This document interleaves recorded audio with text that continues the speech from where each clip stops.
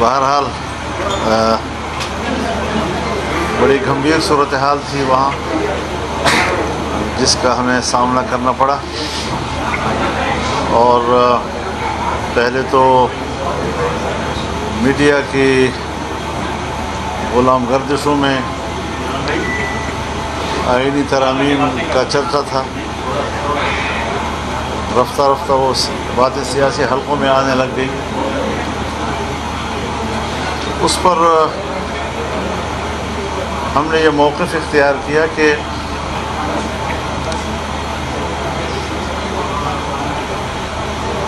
بجائے اس کے کہ ہم شخصیات کو سامنے رکھتے ہوئے آئین میں ترمیم کریں، کیوں نہ ہم عدالتی اصلاحات کی طرف جائیں.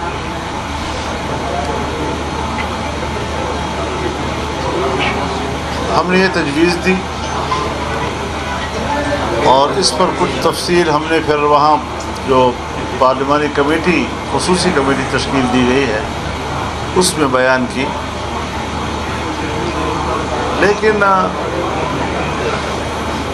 ہر چند کے وہ یہ کہہ رہے تھے کہ جی اب ہم تو ججوں کی مدت ملازمت میں اضافے کا تجویز بھی واپس لے رہے ہیں، ججوں کی تعداد میں اضافے کی تجویز بھی واپس لے رہے ہیں، اور ایک فیڈرل کانسٹیٹیوشنل کورٹ، اس کی آپ کی تجویز کو ہم قبول کر رہے ہیں، تو آپ ہمارا ساتھ دیں.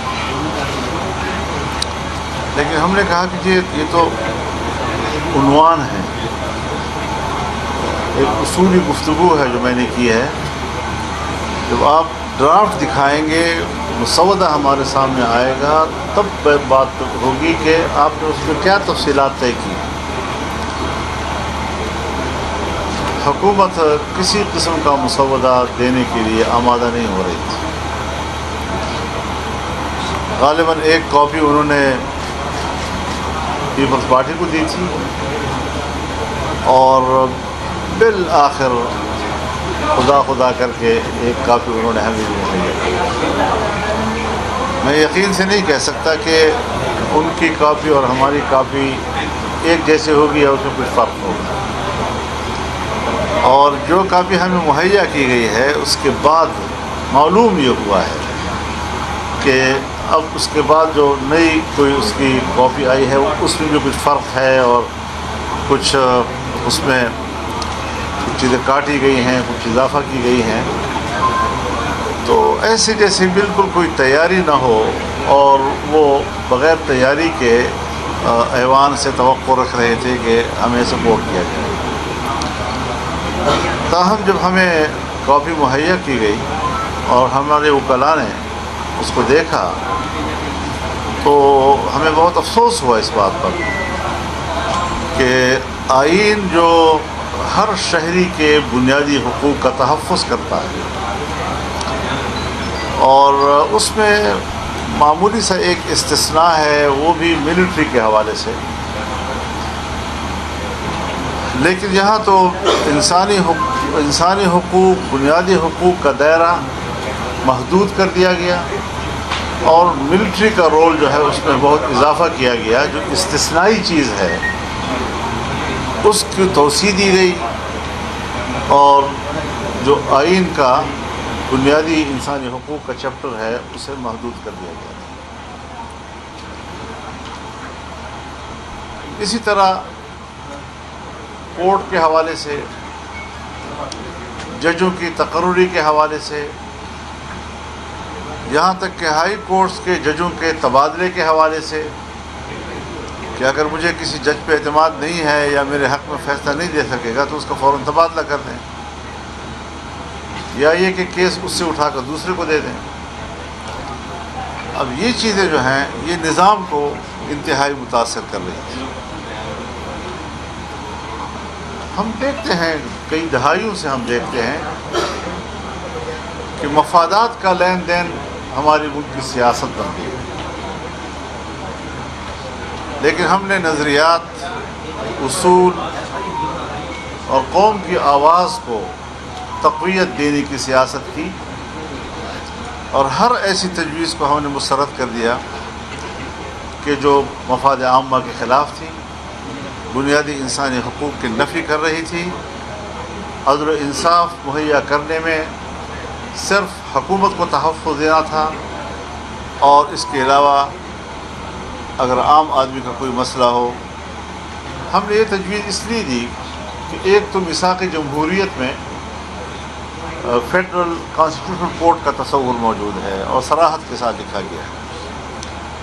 دوسرا یہ کہ سپریم کورٹ میں اس وقت جو عام لوگوں کے کیسز ہیں، کوئی 60,000 کیسز اس وقت پینڈنگ پڑے ہوئے ہیں، اور پورے ملک میں اگر دیکھا جائے چھوٹی عدالتوں سے لے کر بڑی عدالتوں تک 24 لاکھ کیسز جو ہیں وہ پینڈنگ پڑے ہوئے ہیں۔ نسلیں جو ہیں وہ آگے بھگتتی ہیں اس چیز کو، اور مقدمات ختم نہیں ہو پا رہے۔ تو اس حوالے سے ایک دلیل تھی کہ ایک کانسٹیٹیوشنل کورٹ موجود ہو تاکہ سیاسی معاملات، آئینی معاملات، حکومت اور کسی ادارے کے درمیان کوئی معاملہ ہو جائے تو وہی کیس وہ نمٹاتے رہے، باقی پبلک کے جو کیسز ہیں وہ تیزی کے ساتھ آگے بڑھتے رہے اور جلد انصاف لوگوں کو مہیا ہوتا رہے۔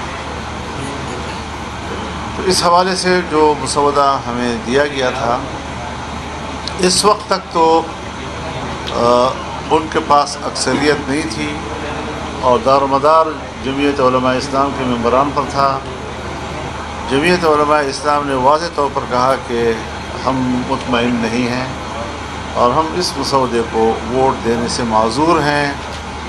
اب بلاول صاحب بھی تشریف لائے تھے میرے پاس، اور ان کے اور ہمارے درمیان بھی بات چیت ہوئی، اور اس پر اتفاق ہوا کہ ہم بھی ایک مسودہ بنا لیتے ہیں، وہ بھی ایک ڈرافٹ تیار کر لیں گے، پھر ہم ایک دوسرے کے ساتھ شیئر کریں گے۔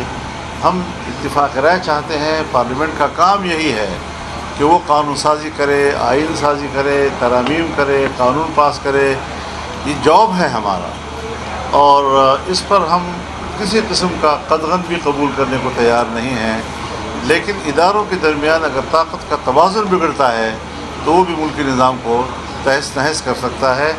اس لیے ہم اس بات پر زور دے رہے ہیں کہ ہر ادارے کا ایک اپنا دائرۂ کار ہے جسے آئین متعین کرتا ہے، اور اگر ہر ادارہ اپنے دائرۂ اختیار کی حد تک خود کو محدود رکھے گا تو اپنا اپنا کردار بڑے خوش اسلوبی کے ساتھ وہ کر سکیں گے، اور ورنہ تو پھر ایک ادارہ دوسرے ادارے کے مقابلے میں طاقتور بننے کی کوشش کرے گا، اور اس لڑائی میں ملک کمزور ہو جاتا ہے۔ چنانچہ آج ہم دیکھ رہے ہیں کہ جب سے اسٹیبلشمنٹ نے طاقتور بننے کی کوشش کی، انتخابات پر اثر انداز ہونے کی کوشش کی، اپنی مرضی کی حکومتیں لانے کی کوشش کی، تو آج اس کا نتیجہ یہ ہے کہ ملک ہر لحاظ سے کمزور ہو گیا ہے، اقتصاد کے لحاظ سے کمزور، انصاف کے لحاظ سے کمزور، عدالتوں کو مزید کمزور کیا جا رہا ہے۔ اور میں ایک بات انتہائی دکھی دل کے ساتھ کر رہا ہوں کہ میں نے اپنی زندگی میں وہ دن بھی دیکھے جب فوج کے خلاف کوئی بات سننے کو تیار نہیں تھا، اور آج بدقسمتی سے میں وہ دن بھی دیکھ رہا ہوں کہ فوج کے حق میں کوئی بات کرنے کو قبول نہیں کر رہا۔ ایسا کیوں ہے؟ یعنی یہ ہمارے لیے بھی دکھ کی بات ہے۔ ہم بھی سمجھتے ہیں کہ ہمارے اداروں کا احترام ہو، فوج کا احترام ہو، عدلیہ کا احترام ہو، پارلیمنٹیرینز کا احترام ہو، اور وہ اپنے ضمیر کے مطابق کام کریں، اپنے دائرے کے اندر رہتے ہوئے کام کریں، تو میرے خیال میں پھر ملک بھی طاقتور ہوگا، عوام بھی مطمئن ہوں گے، اور ملک کا نظام ٹھیک چلے گا۔ مولانا صاحب، بلاول نے آپ کی تجاویز سے کس حد تک اتفاق کیا ہے، اور کوئی ٹائم پیریڈ بھی طے ہوا ہے کہ بلاول صاحب اور آپ کب تک متبادل تجاویز تیار کریں گے؟ انہوں نے بھی کام شروع کر دیا ہے اور ہم نے بھی کام شروع کر دیا ہے، وہ کلا اس پر کام کر رہے ہیں، تو ظاہر ہے کہ ہفتہ 10 دن تو اس میں لگ جائیں گے کہ ہم ایک کانسیپٹ پہ جو ہے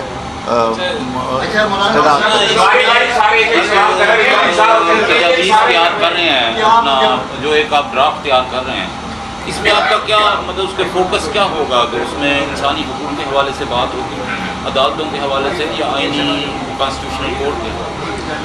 ہمارا تو ظاہر ہے جی کہ جس پر اتفاق رائے ہے وہ کانسٹیٹیوشنل کورٹ کے قیام پر ایک اتفاق رائے موجود ہے، لیکن یہاں پر ہمیں ایک بدنیتی نظر آئی ہے کہ کانسٹیٹیوشنل کورٹ کی تجویز قبول کر کے بھی وہ عدالت یہ ڈھانچہ اس طرح تشکیل دے رہے تھے کہ مخالفین کی گردن زدری کرے اور اپنے مفادات کے لیے اس کو استعمال کرے۔ جب آپ ایک اصول کی بات بھی قبول کرتے ہیں، اچھی بات بھی قبول کرتے ہیں، لیکن اگر اس میں نیتیں خراب ہو جاتی ہیں اور آپ سے دوسرا کہے کہ آپ تو یہ چیز کر رہے ہیں لیکن اس کی جو تشکیل آپ کر رہے ہیں وہ تشکیل نیک نیتی پر مبنی نہیں ہے، تو پھر بھی وہ کام جو ہے وہ مقصد حاصل نہیں کرتا۔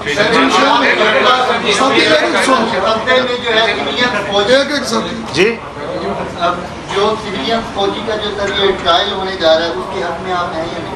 میں سمجھا نہیں آپ کو۔ میں یہ کہہ رہا ہوں سر کہ جو مجوزہ مسابقے میں سویلینس کے فوجی ٹرائل کی شک شامل تھی، کیا آپ سویلینس کے فوجی ٹرائل کے حق میں ہیں یا نہیں؟ میں نے تو یہی بات آپ سے کیا نا کہ بنیادی حقوق کا دائرہ محدود، ملٹری کا جو استثناء تھا ایک خاص حد تک اس کو توسیع دے دی گئی ہے، تو یہ چیزیں ہم سمجھتے ہیں کہ بنیادی حقوق کو پامال کر رہی ہیں۔ ہم بنیادی حقوق کو تحفظ دینے کے ضامن ہیں اور پارلیمنٹ کو اس کا ضامن ہونا چاہیے۔ اسپیکر قومی اسمبلی نے خط لکھا اور اس کے اندر انہوں نے نشستوں کا باقاعدہ نمبرنگ بھی دی ہے۔ آپ کی جماعت کو بھی انہوں نے 3 سیٹیں اضافی مخصوص سیٹوں کے لیے آئی ہیں۔ اگر الیکشن کمیشن اس کا نوٹیفکیشن جاری کر دیتا ہے تو پھر تو حکومت کی جو ہے وہ 2/3 جو ہے وہ پوری ہوتی ہے، پھر آپ کہاں کھڑے ہوتے ہیں؟ ہم پھر بھی اپنے موقف پہ کھڑے رہیں گے اور کوشش کریں گے کہ ان کو کوئی غلط فیصلہ یا غلط قانون سازی سے روکیں۔ جو بھی ہماری قوت ہوگی، جتنی ہماری قوت ہے ہم اتنے ہی ذمہ دار ہیں، اس سے زیادہ کہ تو ہم ذمہ دار نہیں ہیں، لیکن کبھی بھی ہم آئین کو تہوبالا کرنا، عدلیہ کو تہوبالا کرنا، کسی بھی ادارے کو تہس نہس کرنا، اس کو نقصان دینا، اس کی ہم حمایت نہیں کرتے۔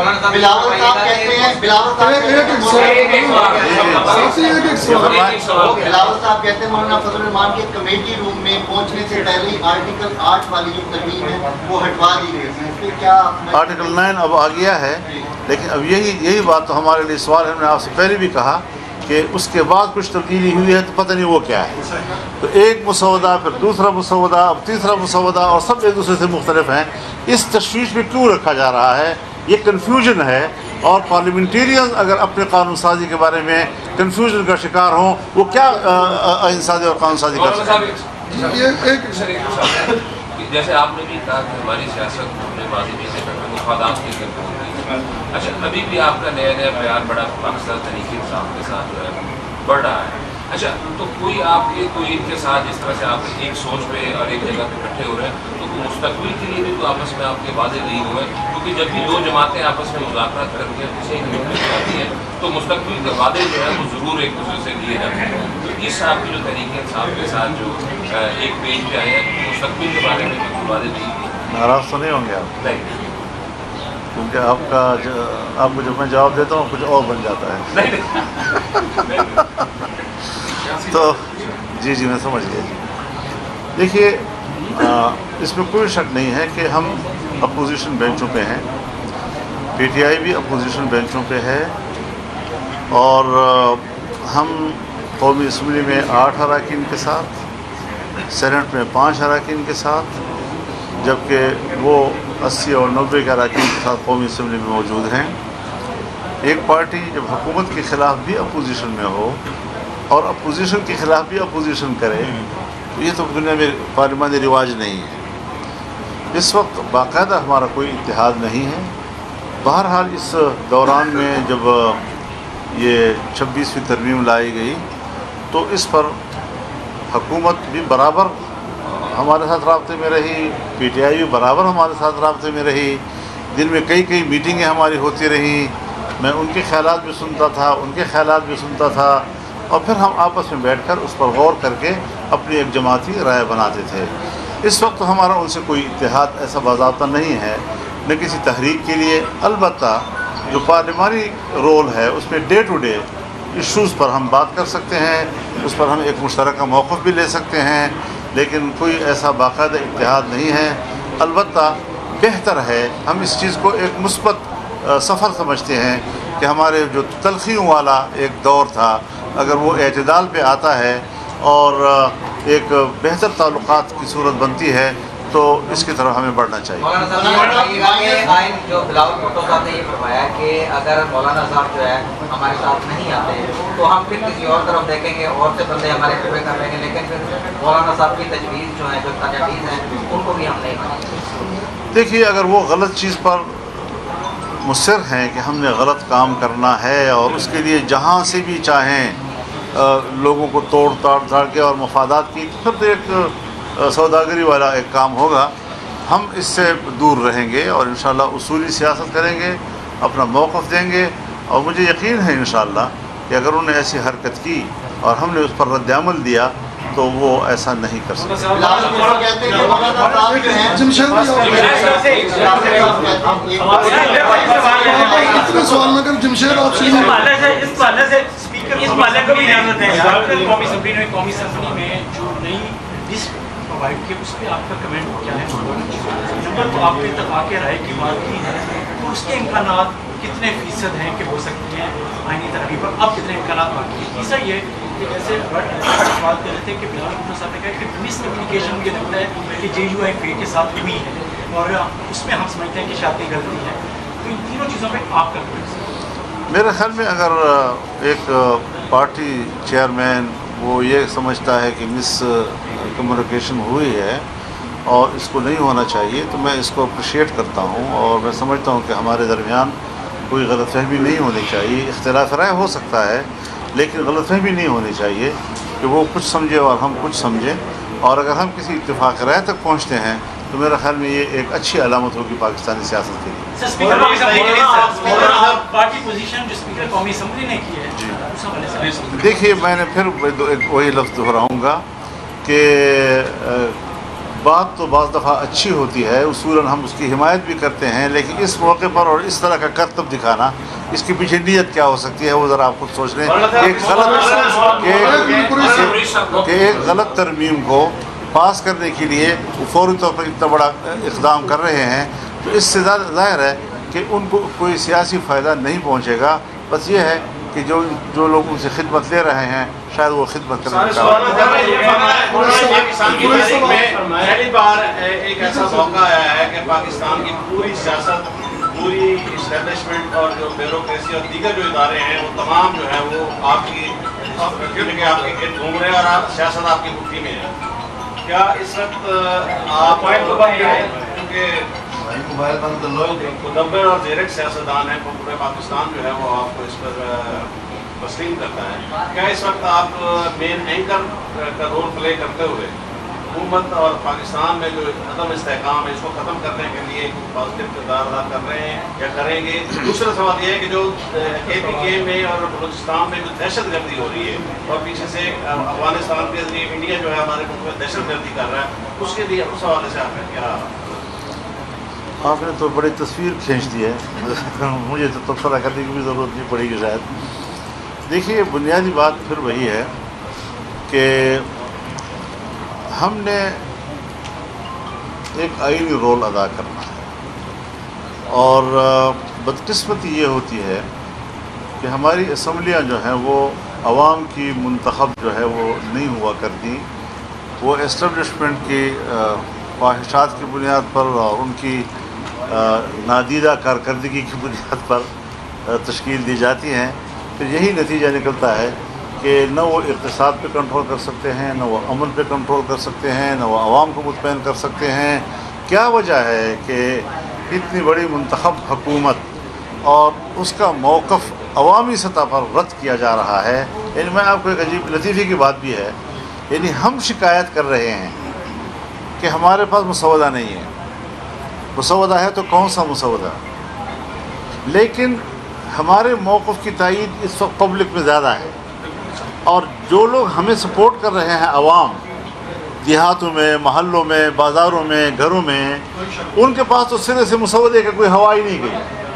تو جن کے پاس بالکل ہی مسودہ نہیں ہے وہ کیوں رد کر رہے ہیں اس بات کو، جبکہ ہم تو ساری چیزیں ڈاکومنٹس دیکھ رہے ہیں، ان پر تبصرہ کرتے ہیں، ان پر رائے قائم کرتے ہیں. یہ ہے وہ عوامی سوچ جو اس وقت سامنے آئی ہے کہ کیا یہ پارلیمنٹ واقعی عوام کی امنگوں کی ترجمان ہے، میرے خیال میں نہیں۔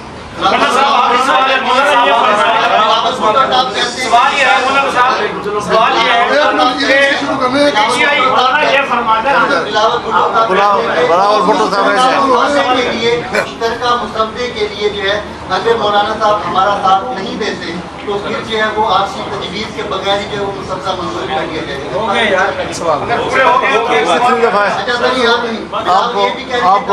آپ کو اس موبائل پر سوالات آ رہے ہیں اور آپ کر رہے ہیں، آپ سوالات آ رہے ہیں اور آپ کر رہے ہیں۔ عوام میں سب سے زیادہ مقبولیت جو ہے اب اس وقت آپ کی پذیرائی ہو رہی ہے، سوشل میڈیا پہ بھی ہم دیکھتے ہیں، پی ٹی آئی والے بھی آپ کو اب جانے لگ گئے ہیں۔ آپ کیسے دیکھتے ہیں؟ پی ٹی آئی والے ٹھیک ہے، ان کا اب جلسہ ہونے جا رہا ہے، کل ان کو این او سی بھی جاری کیا جا رہا ہے، تو جلسہ ہونا چاہیے پاکستان میں یا نہیں ہونا چاہیے؟ ایسے ماحول میں لوگ بٹ جاتے ہیں۔ ایک ہم لوگ ہوتے ہیں جو کسی پرابلم کو انجوائے نہیں کر سکتے، ذمہ داری کے ساتھ ہماری پورا فوکس ہوتا ہے کہ ہم اس پر کیا رائے قائم کریں، اس کو کس طرح حل کریں۔ ایک طبقہ وہ ہوتا ہے جو اس صورتحال کو انجوائے کرتا ہے۔ تو اس ساری صورتحال میں میں کم از کم اس بات سے متاثر نہیں ہوں، کیونکہ ہم نے مقصد کو دیکھنا ہے، کاز کو دیکھنا ہے، عوام کی خواہشات کو دیکھنا ہے، ان کی ضرورتوں کو دیکھنا ہے، آئین کو تحفظ دینا ہے، پارلیمنٹ کو تحفظ دینا ہے، عدلیہ اور فوج کے اپنے دائرۂ کار کو تحفظ دینا ہے۔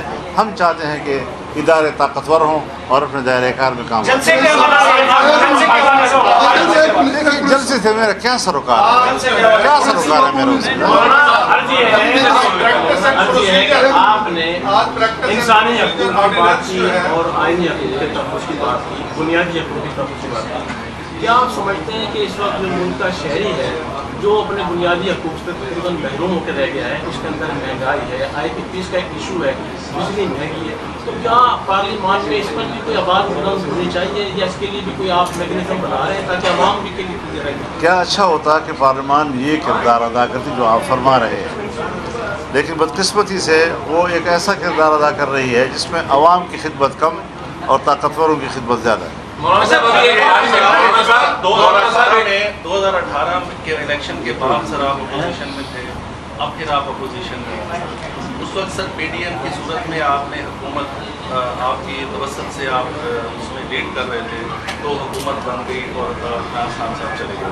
ابھی سر آپ اس وقت بھی اپوزیشن میں ہیں، کیا سر آپ دیکھتے ہیں ٹارگیٹ کیا ہے سر اس کو آپ کیسے دیکھتے ہیں؟ ایک تو آپ بنیادی مسئلے کی طرف جائیں گے کہ ہم اس الیکشن کے نتائج کو تسلیم نہیں کریں گے، ہم اس اسمبلی کو عوام کا نمائندہ نہیں کہتے، ہم اس حکومت کو عوام کا نمائندہ نہیں کہتے، اور فوری طور پر ہم دوبارہ عام انتخابات کا مطالبہ کرتے ہیں۔ یہ ہے ہمارا بنیادی اصول جی، اور اس پر ہم قائم ہیں، اس کے لیے ہم آواز بھی اٹھاتے ہیں۔ لیکن چونکہ میری پارٹی یہ طے کر چکی ہے کہ ہر چند کے ہمارا یہ موقف ہے کہ ہم الیکشن کے نتائج کو تسلیم نہیں کرتے، جیسے 2018 میں ہم نے نہیں کیا تھا، تاہم پارلیمانی رول جو ہے وہ ہم ادا کرتے رہیں گے۔ پارلیمانی رول سے اگر ہم بالکل ہٹ جاتے ہیں تو پھر معاشرے میں کیا اس پہ اثرات ہوتے ہیں، وہ منفی اثرات بہت زیادہ ہوں گے۔ تو ہم اپنے پارلیمانی رول کو بھی رکھنا چاہتے ہیں لیکن اپنا موقف بھی زندہ رکھیں گے۔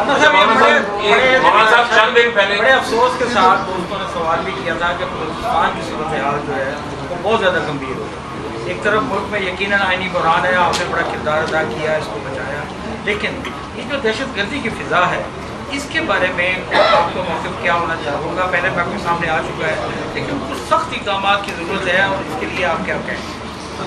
دیکھیے کچھ باتیں تو ایسی ہیں جو اگر پبلک کی طرف سے مطالبہ آتا ہے، چاہے وہ کے پی میں ہے چاہے وہ بلوچستان میں ہے، کہ ہمارے جو لاپتہ افراد ہیں ان کو بازیاب کیا جائے یا ان پر کھلے مقدمات لگائے جائیں اور ان کو عدالتوں میں پیش کیا جائے، تو یہ ایک جائز مطالبہ ہے ہماری نظر میں۔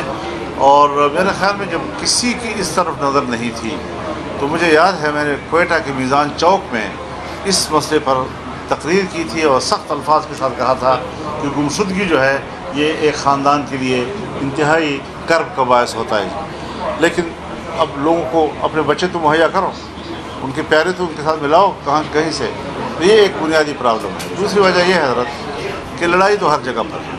بلوچ ایریاز میں بھی ہے, پشتون ایریاز میں بھی ہے. آج بھی شمالی وزیرستان میں جنگ ہو رہی ہے, جنوبی وزیرستان میں بھی جنگ ہو رہی ہے. ہمارا ٹانک, ڈیرہ اسماعیل خان, لکی مرود, بنو, یہاں تو مغرب کے بعد پولیس نظر ہی نہیں آتی, اور موٹر ویز تک کو بالکل چھوڑ دیا ہے, ان کی حفاظت کرنے بھی چھوڑ دیا انہوں نے.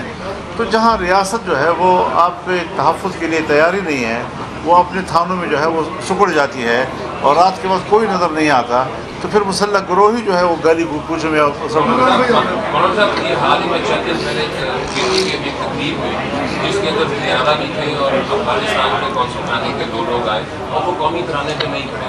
اس کے اوپر بڑی بحث ہے, مختلف علماء کرام کا یہ کلپس بھی ہے کہ ترانے پہ کھڑے جو ہے نا کھڑا شرط جائز نہیں.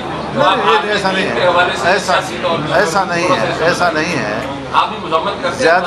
زیادہ تر یہ سوال وہ لوگ کرتے ہیں جو اللہ کے سامنے بھی کھڑے ہونے کو تیار نہیں ہوتے, اور جھنڈے کے لیے کھڑے ہونے کو فرض عین سمجھ لیتے ہیں. کھڑا ہو گیا تو احترام ہے, ہم تو سب کھڑے ہو جاتے ہیں, لیکن اس کو اگر کھڑے نہیں ہوئے تو کچھ بھی کوئی آسمان نہیں کرتا. آرڈیننس جو ہے وہ آج جاری ہو گیا. میں آپ کی بات کو آگے بڑھاتا ہوں کہ وہ آئینی عدالت جو ہے قائم کرنے میں بھی اس میں بھی چیک 2, 3 اور 7 میں جو ہے وہ سارے اختیارات جو ہے انہوں نے چیف جسٹس کو دے دیے. آپ اس پر کیا کہیں گے؟ پریکٹس اینڈ پروسیجر آرڈیننس آج نافذ ہو. میں سرسری طور پر تو میں نے دیکھا ہے اس کو, اور جو کام وہ پارلیمنٹ میں نہیں کر سکے اس کو پارلیمنٹ سے بائی پاس کر کے آرڈیننس کے ذریعے وہ لا رہے ہیں. تو آرڈیننس جو ہے وہ بدنیتی پہ مبنی ہوگا, اس پر اعتراضات ہوں گے. جب پیپلز پارٹی نے ہم سے بات کی ہے اور ہم نے سنجیدگی سے ان کی گفتگو کو لیا ہے, اور ہم بڑے سنجیدگی کے ساتھ چاہتے ہیں کہ ان امور کے اوپر ہم ایک پیکج پہ ہم اتفاق کر لیں, ایک مسودے پہ ہم اتفاق کر لیں, تو یک طرفہ طور پر اگر پریزیڈنسی سے ایسا آرڈیننس جاری ہوتا ہے تو ظاہر ہے کہ وہ تو صدر بھی ہے لیکن پیپلز پارٹی کا کوئی چیئرمین بھی ہے, تو وہ اپنی پارٹی کی رخ کو تبدیل کر رہے ہیں, اور وہ یہ شاید پاکستان پیپلز پارٹی اور JUI کے درمیان مفاہمت کے درمیان رکاوٹ. مولانا صاحب کو آپ سمجھتے ہیں کسی دوست ملک کے ذریعے بھی آپ پر دباؤ ڈالا گیا, کیا سچ؟ بھئی آپ حضرات اپنے چینلوں پہ بیٹھ کر, ڈیسک پہ بیٹھ کر جو چاہیں کہیں, میرا اس سے کوئی ضرورت نہیں. آپ یہ سمجھتے ہیں کہ حکومت اپنا ٹینیور پورا کر لے گی؟ میرا تو خیال یہ نہیں ہے کہ وہ پورا کر سکتی ہے, کیونکہ ان کی جو پالیسیاں سامنے آ رہی ہیں عوام کے اندر بہت زیادہ ناراضگی بڑھتی جا رہی ہے. لوگ مہنگائی سے تنگ ہو چکے ہیں, ہر فرد جو ہے وہ تکلیف محسوس کر رہا ہے. بجلی نہیں ہے, اور اگر کسی کے پاس کوئی سکت ہے تو وہ بھی جنریٹر چلاتے ہیں, اور اس پر جو خرچہ آتا ہے اس کا آپ خود اندازہ لگائیں کہ کس طریقے سے مڈل کلاس کے لوگ بھی وہ بھی مشکل میں مبتلا ہیں. تو اس سارے صورتحال میں عوام تو ویسے بھی مطمئن نہیں ہے, اور یہ جو آج پبلک جس کے پاس مسودہ ہی نہیں ہے, جنہوں نے کچھ پڑھا ہی نہیں ہے لیکن جذباتی طور پر کہہ رہے ہیں کہ حکومت کے ساتھ نہیں جانا چاہیے, یہ وہ پبلک کی ناراضگی ہے کہ حکومت ان کے زندگی کو آسان نہیں بنا سکے اور ان کی زندگی مشکل ہوتی جا رہی ہے. بہت بہت شکریہ.